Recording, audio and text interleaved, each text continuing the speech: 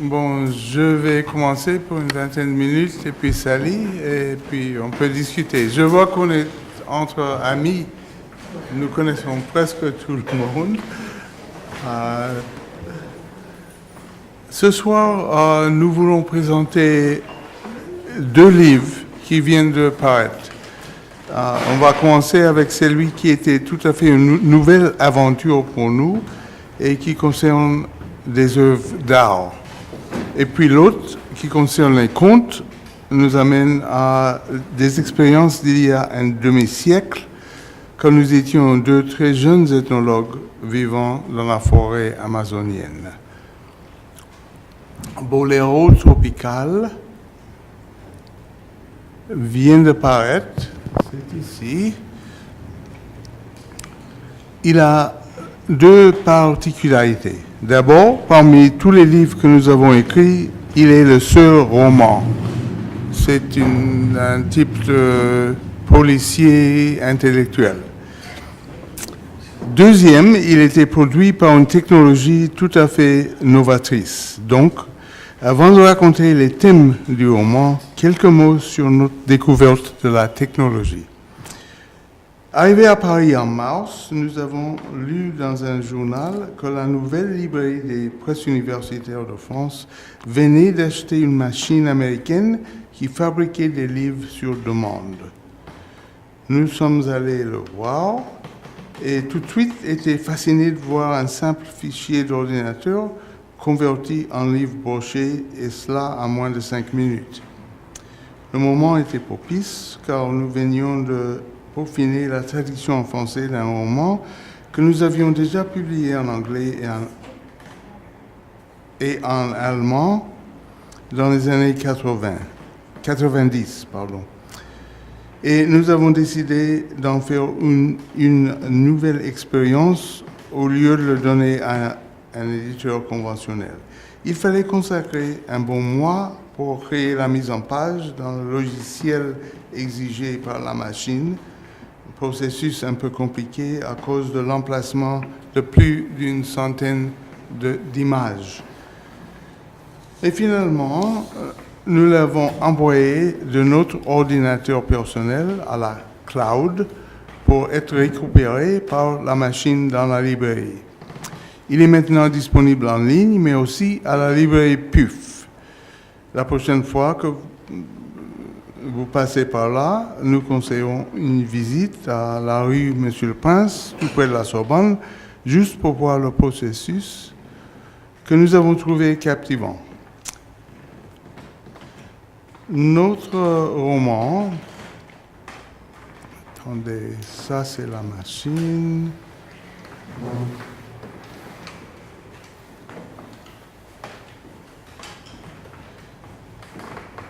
Oui. Et notre roman concerne un collectionneur d'art en Guyane et il interroge du commencement à la fin la notion d'authenticité. Parmi les personnages principaux, il y a 2 ethnologues américains qui s'appellent Richard et Sally et qui sont spécialistes des marrons Saramacca du Suriname et de la Guyane, y compris leur art sculptural, dont voici quelques exemples.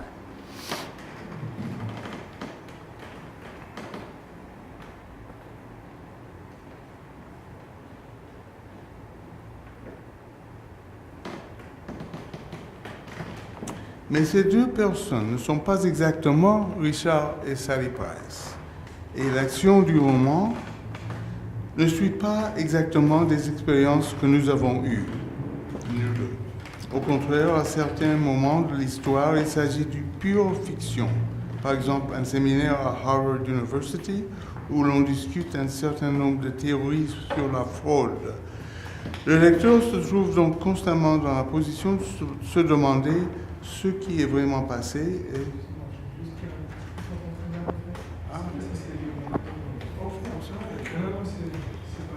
Ça ne marche pas. Je crois que ça marche. C'est pour ça.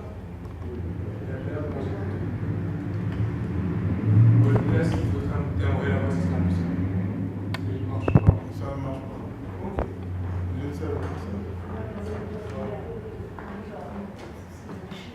Par contre, il faudrait juste garder près de vous le micro pour le HF, pour enregistrer votre voix pour la vidéo. Parce que ça sera parfait. Voilà. Mais j'ignore ça. Voilà, exactement.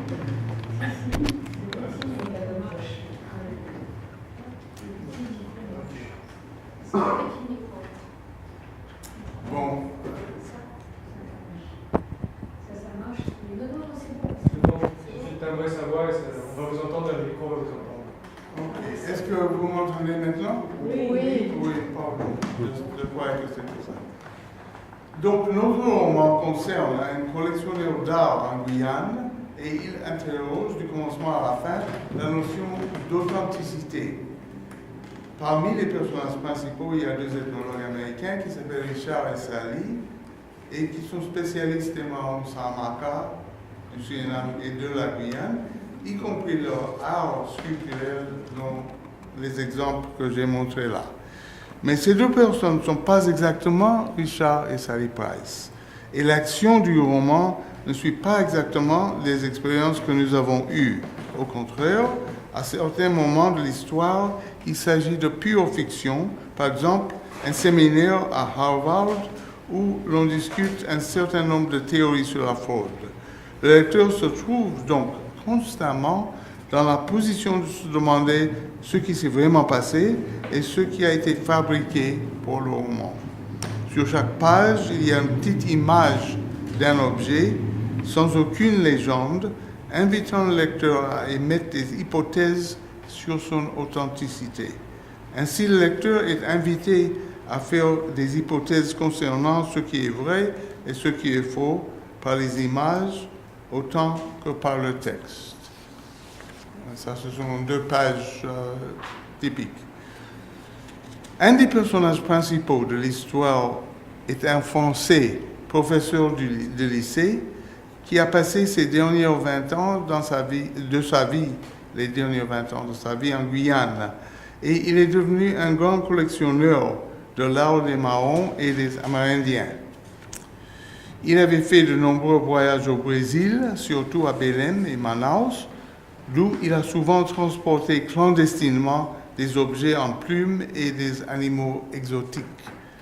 À la fin des années 80, il a contacté le directeur d'un musée en construction à Aix-en-Provence, un projet présidentiel de François Mitterrand qui s'appelle le musée de l'Outre-mer et lui propose 8 instruments musicaux, expliquant qu'il les a achetés à un planteur au Suriname et qu'ils ont été fabriqués par des esclaves au XVIIIe siècle.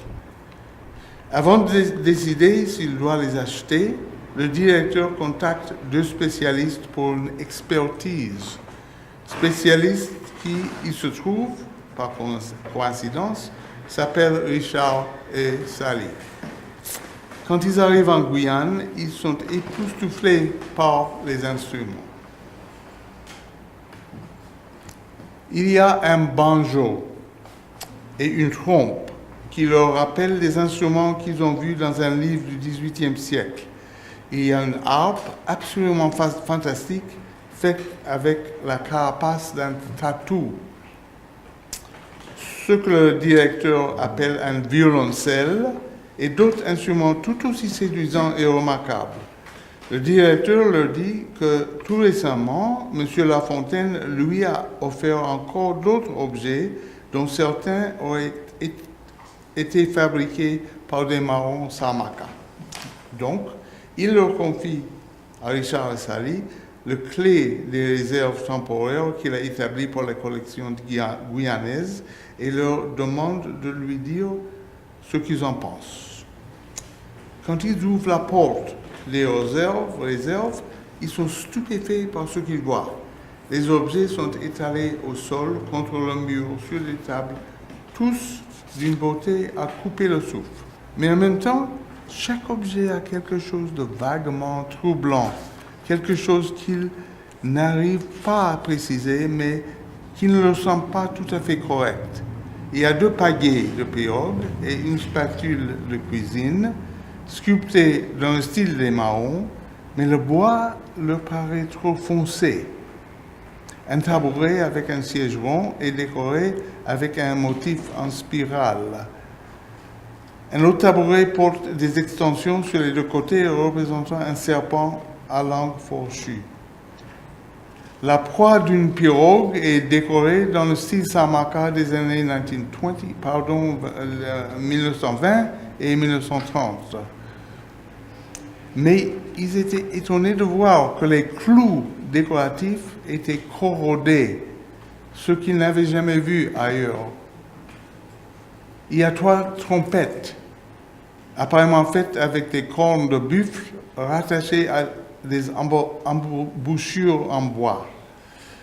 Les sangles faites de fibres ou de lanières en peau sont attachées à de délicats disques d'os. Et il y a beaucoup d'instruments faits de multiples matériaux, des franges en ficelle, des rondelles en os, des gousses de légumes. Une peau de tatou est attachée à une extrémité à une embouchure en os et à l'autre à des clochettes fixées à l'instrument par des chevilles en bois. Plusieurs instruments à cordes portent des touches en os creux et des chevilles sculptées en ajour. Un autre est fait avec une carapace de tortue qui porte des incisions décoratives. Et tous ces instruments, comme ceux que le directeur avait achetés l'année précédente, auraient été fabriqués par des esclaves ou des descendants d'esclaves. Les ethnologues sont étonnés de voir, s'élevant dans un coin de la pièce, un phallus réaliste et surdimensionné, arborant un gland et des testicules. Même les poils du pubis sont représentés, et ce par une bande en coton avec des franges auxquelles étaient attachées des gousses végétales. Et puis, il y a une masque avec des sourcils faits de soie animale et une moustache.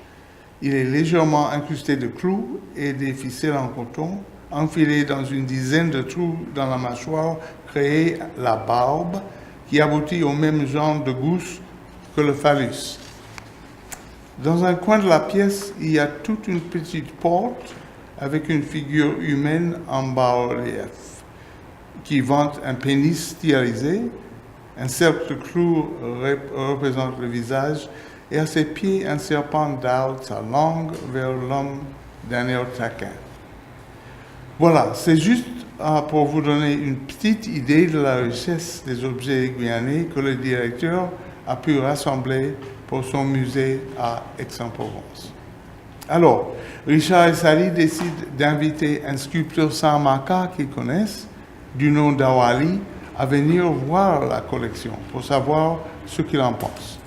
Il accepte de les accompagner et ils passent quelques heures tous les trois dans les réserves à examiner les objets, mais sans arriver à des conclusions solides.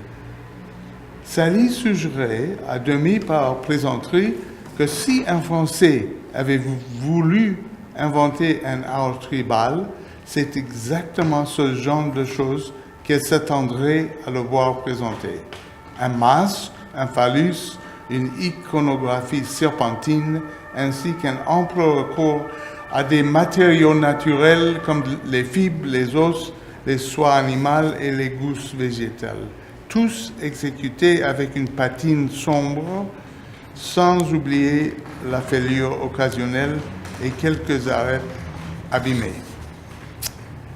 Dans le roman, nous voulions relever certaines questions d'ordre théorique et citer certaines ressources plutôt universitaires. Et donc, nous avons inventé un séminaire à Harvard basé sur nos expériences dans cet environnement universitaire pour pouvoir évoquer une variété de personnes qui se sont prononcées sur la théorie de la fraude, y compris certains de nos collègues avec qui nous avons discuté le dilemme. Dans cette partie du livre, par exemple, nous avons discuté une analogie entre la fraude et la chasse, évoquée par Carlo Ginzburg, l'historien italien. Les commentaires d'Anthony Grafton sur Erasme et Michel Ange comme faussaires. la position de Walter Benjamin sur le rôle des faux dans son essai L'œuvre d'art à l'époque de sa reproductibilité technique, et plusieurs autres. C'était dans ce contexte, par exemple, que nous avons signalé une observation de l'historien d'art Ernst Gombrich, qui a noté que l'expertise d'un connaisseur peut remettre en question des étiquettes, des légendes et des affirmations concernant la provenance d'un objet d'art, mais qu'elle ne peut en aucun cas mettre en doute l'objet même. Comme a dit Gombrich, les logiciens nous expliquent que les termes vrai et faux ne s'appliquent qu'aux déclarations. Et une œuvre d'art n'est pas une déclaration. Il est aussi impossible pour une œuvre d'art d'être vraie ou fausse que pour une déclaration d'être bleue ou verte. Un psychologue qui était présent au séminaire a relevé la question aussi de ce qui a poussé Richard et Sally à continuer leurs investigations quand tout un tas de collègues les exhortaient à laisser tomber cette affaire, insistant qu'elle risquait d'être non seulement impossible à résoudre, mais en fin de compte dangereuse. D'après ce psychologue, toute leur histoire s'expliquait par un processus de séduction, un besoin compulsif chez le fausseur d'impliquer les experts dans ses machinations, d'attirer leur participation en tant que collaborateurs pour promouvoir les objets qu'ils fabriquaient. Cet homme vous a séduit, a déclaré le psychologue, et il vous a rendu complice. Il vous a fait perdre le sommeil pour essayer d'imaginer des scénarios qui pourraient contredire vos hypothèses négatives à propos de ces objets. Et en effet, il avait raison. Richard et Sally se sentaient obligés de former des hypothèses pour chaque anomalie, une raison informée par leur connaissance ethnographique. La culture des Samarcas est donc impeccablement plausible. Tout cela dans le but d'éviter une dénonciation mal avisée de cette collection qui, à tout point de vue, était d'une beauté stupéfiante. Vous voyez, disait leur ami le psychologue, il a réussi à faire de vous ses complices. L'année prochaine, Richard et Sally reviennent en Guyane et rencontrent La Fontaine lui-même. La Fontaine mentionne que parfois, quand un objet avait besoin d'être réparé, il le confiait à un sculpteur Samarca qui s'appelle Awali. Et il les invite à visiter des maisons de deux de ses clients parce qu'il veut leur montrer d'autres objets qu'il avait collectionnés. Quand ils arrivent dans l'appartement bourgeois de Madame Charrière, une métropolitaine, Richard et Sally sont frappés par un très beau plateau rond avec une extension de chaque côté sculptée en ajour, accroché au mur au-dessus du canapé. C'est vraiment très spécial. En effet, ils n'avaient jamais vu un objet de cette forme chez les Samarcas. Juste en dessous du plateau, il y a une énorme spatule avec une décoration à ajour dans le même style que celle du plateau. Ensuite, La Fontaine les amène à une autre maison remplie d'objets collectés. Pirogues, pagaies, tabourets, tambours, plateaux. En dépit de quelques objets ostensiblement authentiques, l'ambiance générale dans cette maison sert à amplifier leurs doutes. Une fois qu'ils ont développé les clichés, ils les rapportent à l'hôtel pour les examiner soigneusement et ils commencent à préciser les anomalies qui les troublaient. Il y avait la patine trop foncée, il y avait les objets cirés, il y avait des clous corrodés, il y avait des incrustations d'os, il y avait la forme peu normale des bandes en bas-relief, il y avait l'inattention à la symétrie. Toute la collection était pleine de colle, de résine, de clous en bois, d'épines, de vis cruciformes et de fils de fer. Quand ils sont tombés dans le lit, ils se sentaient complètement épuisés. Les images des objets énigmatiques qu'ils avaient vus dans la réserve continuaient à les obséder.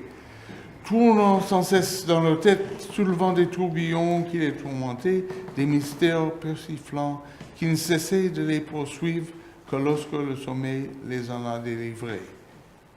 Le lendemain, à l'aube, Richard s'éveille d'un saut avec un cri triomphal. J'ai la solution. Il raconte à Sally son rêve dans lequel un des objets de la vie apparaissent, se contorsionnant dans une brume surréaliste, son motif central tournoyant sans répit, chaque fois se transformant d'un autre libre en spirale régulière.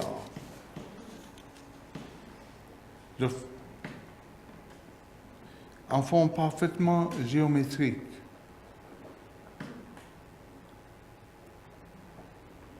C'était la rêve de Richard, ça. Je suis sûr, Richard dit, que j'ai déjà vu cet objet quelque part. Sally, toujours à moitié endormie, le regarde avec scepticisme. Mais rien ne peut détourner Richard, qui se jette sur leur valise, retire un livre qu'il avait apporté comme outil de référence et commence à feuilleter les pages, cherchant désespérément l'image qui confirmerait le message du rêve qui trotte dans sa tête, le hante et l'obsède. Enfin, la voilà, l'image numéro 205. Sally, maintenant tout à fait réveillée, s'approche de la table. Mettant les deux images côte à côte, il les regarde avec stupéfaction. Les bandes ondulantes dans l'image 205 s'étaient déplacées dans l'objet de La Fontaine vers les deux extrémités et formaient des extensions supplémentaires. La bande en rond au milieu s'était transformée en disque. Les surfaces plates de l'un devenaient des surfaces arrondies dans l'autre.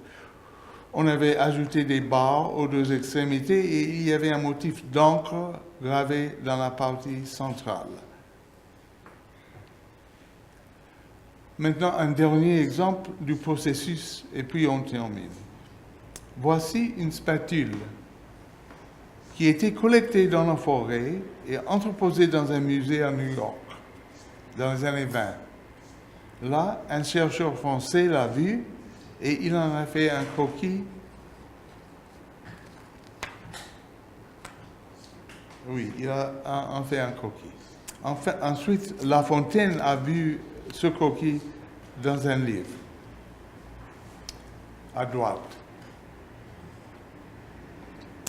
Et il a copié par un croquis qu'il a montré à Awali. Quelque temps après, Richard et Sally ont aperçu dans une boutique de souvenirs à Cayenne deux pagaies qui portaient le même dessin. Un teint bien foncé donnait un aspect ancien à l'une des deux et n'était pas à vendre. Le monsieur a dit « je ne vends pas pour tout le thé en Chine » ou une expression comme ça. Il dit « c'est l'original ». Mais l'autre pagaie était faite de bois blonde et portait une étiquette disant « reproduction de qualité, 2500 francs ». Quand Awali a vu ces deux pagaies à la boutique, il a expliqué à Richard et Sally que c'était lui qui avait fait le soi-disant pagaie ancienne et que l'autre a été sculpté par un de ses neveux. Voici Awali avec les deux pagaies. Donc, il s'agit d'une pagaie collectée dans la forêt, qui passait comme une illustration dans un livre, que M. La Fontaine a copié dans un croquis et montré à Awali, qu'il a copié en une pagaie de bois, qui a été rendue foncée par M. La Fontaine, avant d'être copiée par le neveu d'Awali pour être vendue dans la boutique de souvenirs. Ici, Awali avec la spatule, la pagaie blonde et le croquis. Bon, ça vous donne une idée des mystères qui sont dans ce livre. Et je passe la parole à Sally.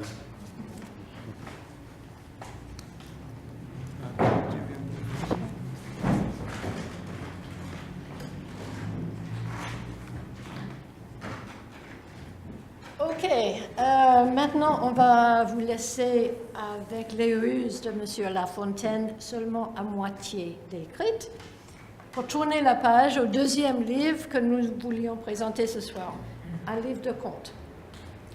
Tout comme Boléro tropical, il s'agit d'une version française d'un livre qu'on avait déjà publié en anglais. Alors, Two Evenings in Saramaka. Mais avec ce livre de contes, nous l'avons publié non seulement en français, mais aussi dans la langue des personnes qui ont raconté les contes, les Saramaka. Et avant d'aller plus loin, je voulais expliquer que pour traduire Two Evenings in Saramaka, c'est nous qui l'avons mis en langue Saramaka, parce que nous n'avons pas de problème à parler Saramaka, on fait tous les jours chez nous, ce n'est pas un problème. Mais notre maîtrise, comme vous pouvez voir, de la langue française n'est pas toujours à la hauteur. Et donc, nous avons demandé l'aide d'un vrai expert.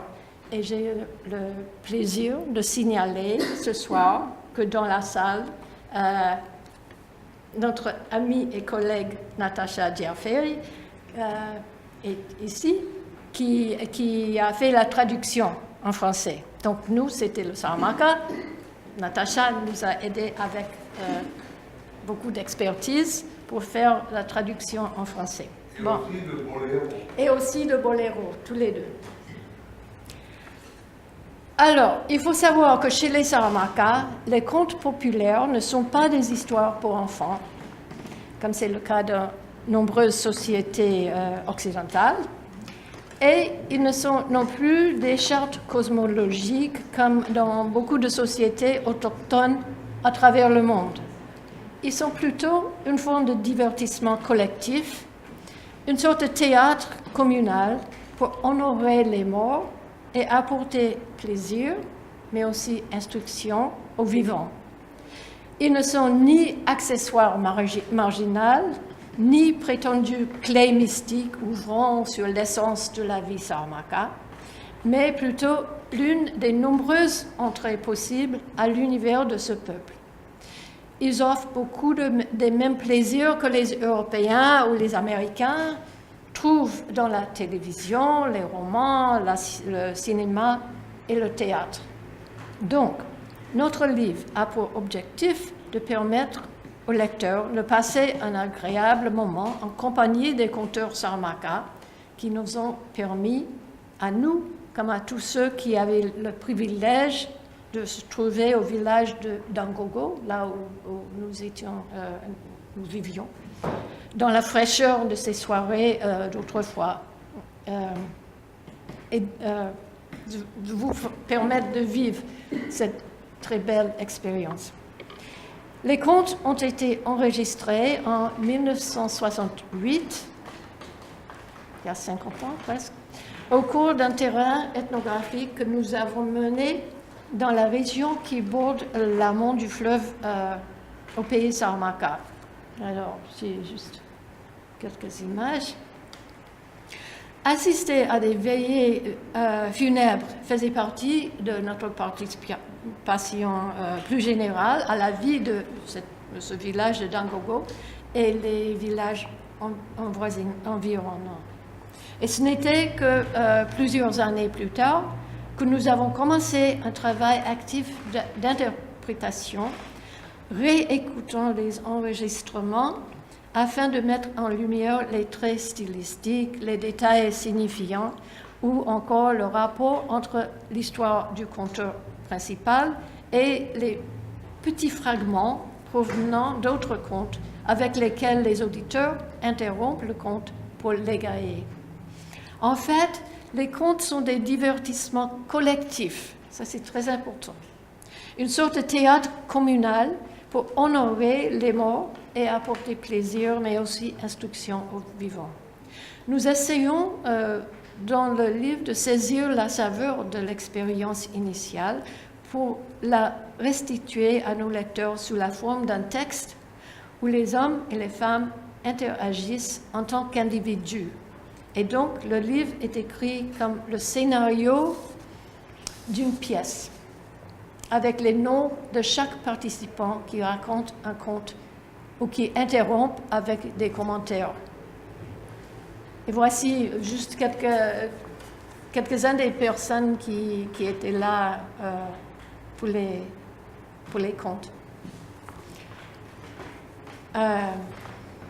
Alors, cela veut dire, à la différence de beaucoup de livres de contes, notre livre ne présente pas un corpus de folklore, mais plutôt 2 soirées spécifiques, 2 soirées vécues, qui mêlaient divertissement, plaisanterie, performances verbales et musicales et instruction culturelle et rituelle en l'honneur de personnalités particulières. Des gens qui étaient en train de faire route vers le pays des ancêtres. Nous présentons l'ensemble de ce qui est entré dans le spectacle de notre magnétophone à bande, que ce soit des gens discutant de la bonne manière d'interpréter en chœur tel chant particulier, il y avait beaucoup de chants, de conteurs s'excusant parce que sa langue a fourché, ou tout autre commentaire. Nous incluons comme par une sorte de direction d'acteur a posteriori, certains aspects non verbalisés qui figuraient dans l'enregistrement, tels que divers types de rires, des gloussements de désapprobation morale, condoléances murmurées ou exclamations d'indignation, de même que des indications quant aux gestes et aux danses qui ont contribué à l'appréciation d'une performance. Nous sommes convaincus que comprendre quels sont les procédés, les habitudes et les incidents qui font rire les Saramacas, qui les font s'exclamer ou s'attristir,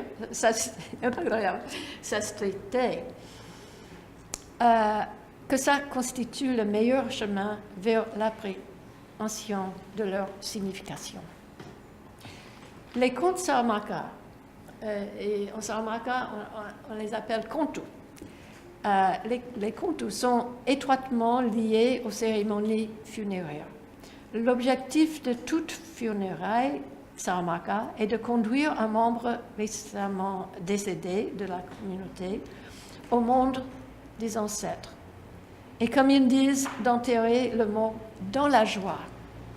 Pendant des semaines trépidantes, on bat le tambour, on danse, on chante et festoie, tout cela animé par des rituels complexes.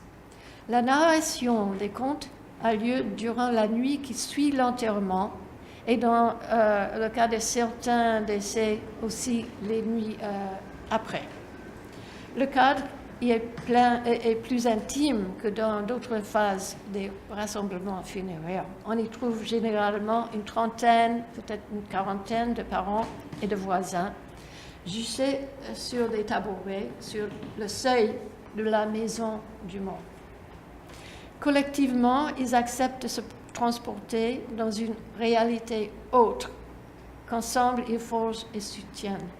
Le pays des contes, qui s'appelle Kontukonde, est à la fois un temps passé et un espace éloigné, dans lequel les animaux parlent et l'ordre social est inversé, où les coutumes Saramacca ne sont encore que partiellement établies, et surtout où le faible et le malin tendent à l'emporter sur le fort et les arrogants. Assis à la lumière d'une torche ou sous la lune, les participants à une veillée de contes se retrouvent face à des énigmes et des problèmes métaphysiques immémoriaux.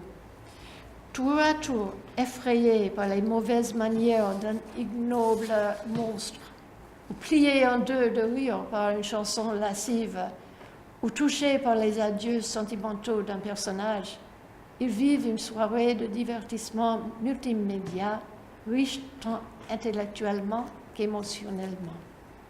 La séance commence avec quelques minutes de devinette. Et puis, quelqu'un s'écrie « Mato !» Alors, quelqu'un d'autre répond vigoureusement « Tongoni !» Et à ce signal, toutes les personnes présentes enjambent la barrière invisible qui sépare le monde quotidien de celui des contes. La personne qui s'écrit « Mato » s'approprie la scène centrale en tant que narrateur du premier conte. Et en répondant « Tongoni », l'autre personne assume le rôle de répondant, acceptant par là de ponctuer la narration à intervalles rapprochés. Le conteur et le répondant sont souvent des amis proches ou des parents, et ils mettent en scène leur relation avec force blague et taquinerie, ainsi qu'une forme collégiale de critique qui participe du plaisir de la session. Une fois lancé, il convient qu'un conte soit régulièrement coupé par des interruptions. Chacune de ces, ce que nous avons appelé en français des pépites, évoque brièvement un conte plus long, souvent par un simple chant qui tient lieu de pivot lorsque le conte est récité in extenso. On compte par douzaines les personnages courants dans les contes Saramaka. Certains apparaissent dans toute l'Afro-Amérique. Par exemple, il y a le gamin dépenaillé qui est généralement l'enfant le plus jeune qui sauve ses sœurs du désastre, le petit frère des Penaillés. Ce gamin dépenaillé ressemble à un personnage des contes des Antilles anglophones qui s'appelle le Chiggerfoot ou le Jiggerfoot Boy, ce qui veut dire le gamin aux pieds infestés de puces chic. Physiquement, le gamin dépenaillé Saramaka et le Chiggerfoot Boy des Caraïbes anglophones sont très semblables. Mais il existe une différence très importante. Le Chiggerfoot Boy des Caraïbes anglophones est le jeune frère d'une princesse blanche. Mais son homologue Saramaka est plutôt le membre d'une famille Saramaka, un des Saramaka plutôt que quelqu'un du monde des Blancs. Et cette différence est cruciale et pointe un contraste idéologique qui nous aide à saisir comment les contes Saramaka, tout en appartenant bien au monde afro-américain du conte, occupent aussi une place distincte au sein de ce contexte comparatif. Chez les Saramaka, le gamin dépenaillé a une tendance à privilégier l'altruisme envers sa communauté. Mais par contre, Anassi l'araignée, a tendance à privilégier son intérêt personnel et la débrouillardise pour elle-même. Comme le gamin dépenaillé, Anassi transforme souvent le monde pour le bénéfice des personnes d'aujourd'hui, mais il le fait presque toujours par inadvertance, comme une conséquence imprévue de sa propre cupidité, de sa convoitise ou de sa curiosité.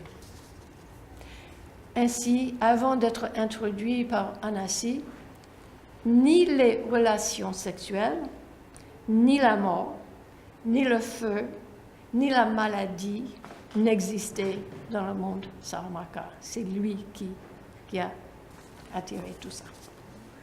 Anassi est à la fois homme et araignée. Comme d'autres personnages d'animaux, il participe du monde social Saramaka. Il porte un calambé, il côtoie des humains, il chasse le gros gibier à l'aide d'un fusil, il construit des pirogues, il danse aux funérailles de la communauté, mais en même temps, ses attributs d'araignée tiennent une grande place dans les histoires qui se rapportent à lui. Lorsque, par exemple, il file une toile sur laquelle d'autres animaux viendront marcher au cours d'une épreuve spécifique, ou lorsque, poursuivi par la mort, il s'échappe par le plafond ou tente de tirer parti de son poids exceptionnellement léger. Annecy est, par-dessus de tout, un agent de scandale. Comme pour le monde afro-américain plus largement, nous pouvons voir son ingéniosité considérable à semer la zizanie et à laisser attisser les choses. Comment il rentre dans un pétrin de sa propre fabrication en bien des occasions, et comment, plus souvent qu'à l'ordinaire, il utilise sa rapidité d'esprit pour se sortir d'affaire. Son égoïsme forcené n'a égal que son intelligence. Il est admiré pour son habileté à satisfaire aux exigences illimitées de son propre ego. Et il est très apprécié pour le divertissement que son incorrigible malice apporte à une soirée de contes.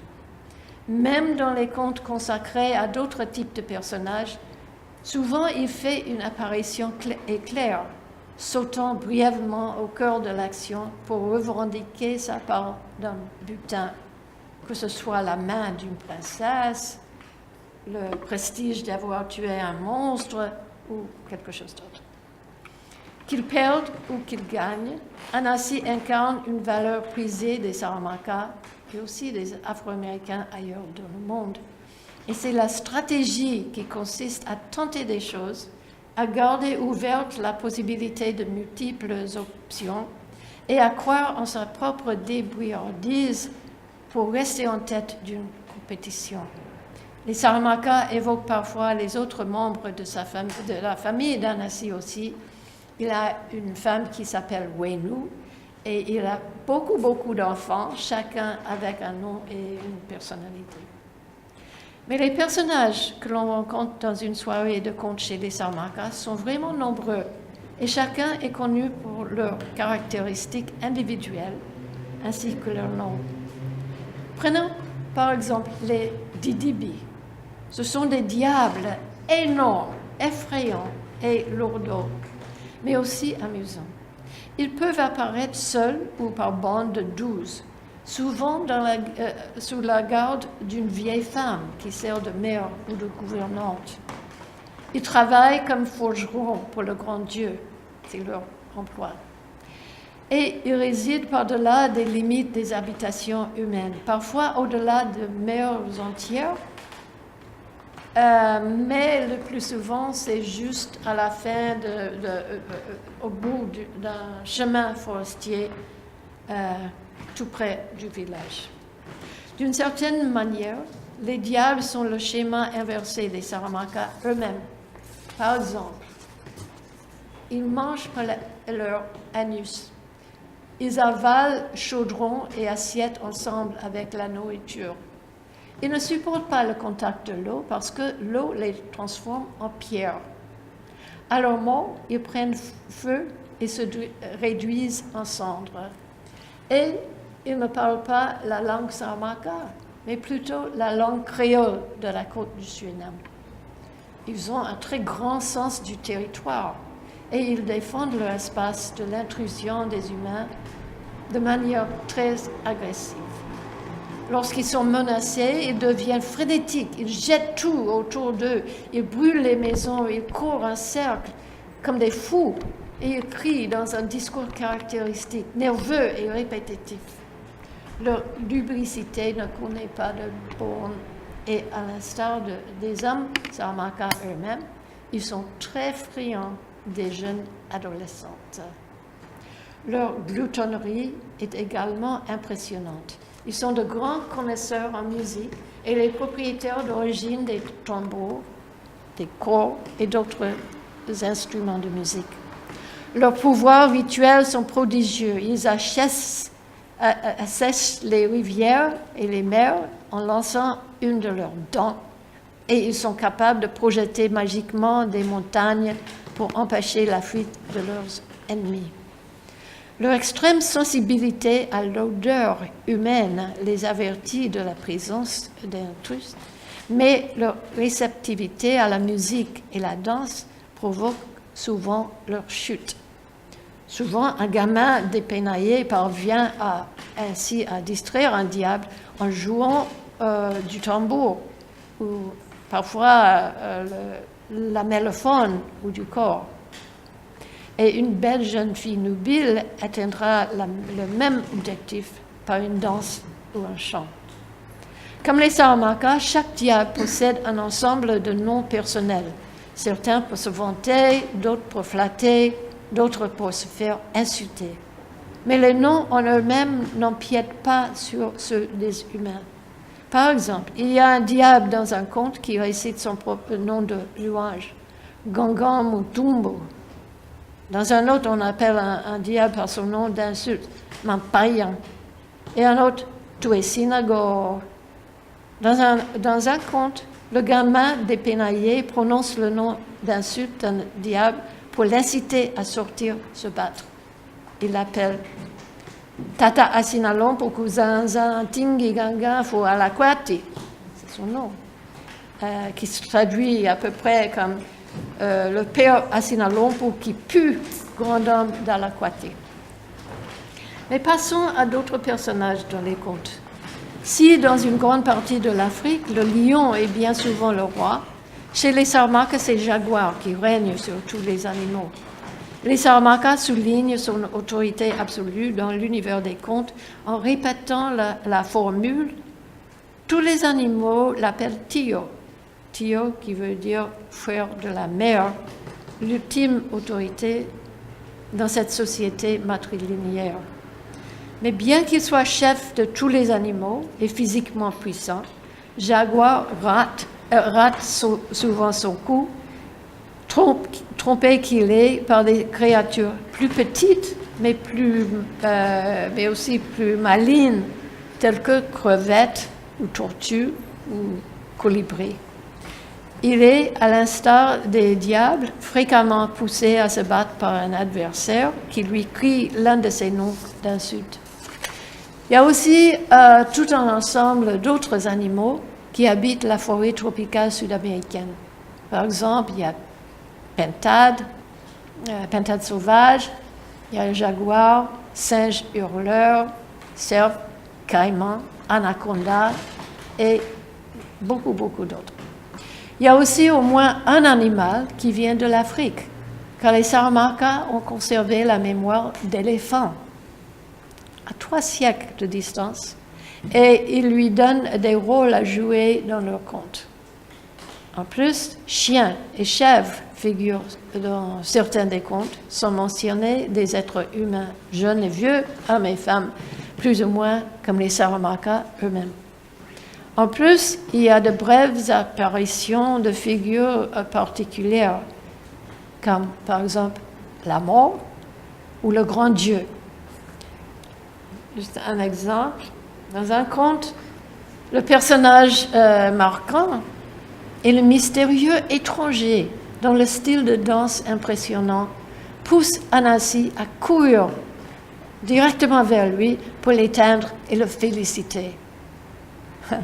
Ce n'est qu'après que le mal est fait qu'il s'aperçoit, ainsi que les spectateurs qui sentent son corps souillé, que ce danseur mystérieux était Merde en personne.